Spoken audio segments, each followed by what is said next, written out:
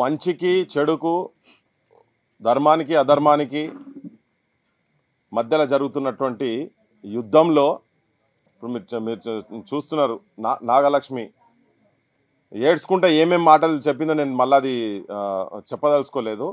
తెలంగాణ పల్లెలల్లో ఒక పీజీ చదివిన ఒక టీచరు ఒక పంతులమ్మ ఏడ్చుడు అనేది ఈ చీకట్లో ఇదంత మంచిది కాదు, తెలంగాణకు మంచిది కాదు. ఈ రౌడీజము గుండాలు ఇట్లా ఊర్లల్లో పెట్టరైపోతేనే నక్సలిజం పుట్టింది, పోరాటాలు పుట్టినాయి, జనం తుపాకీ పట్టిండ్రు.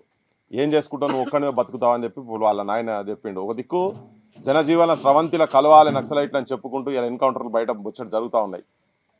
అరాచకం ఏంటంటే రాష్ట్రంలో ఎక్కడ ఏ సమస్య వచ్చినా ప్రజాపక్షంలో ఉన్నటువంటి మీడియా యజమానులు వీడికి వచ్చి కూర్చుంటే పేర్లు పెట్టి బయట స్లోగన్స్ ఇచ్చి బూతులు మాట్లాడుతున్నారు. విన్నాం, మేము ఇప్పటిదాకా విన్నాం.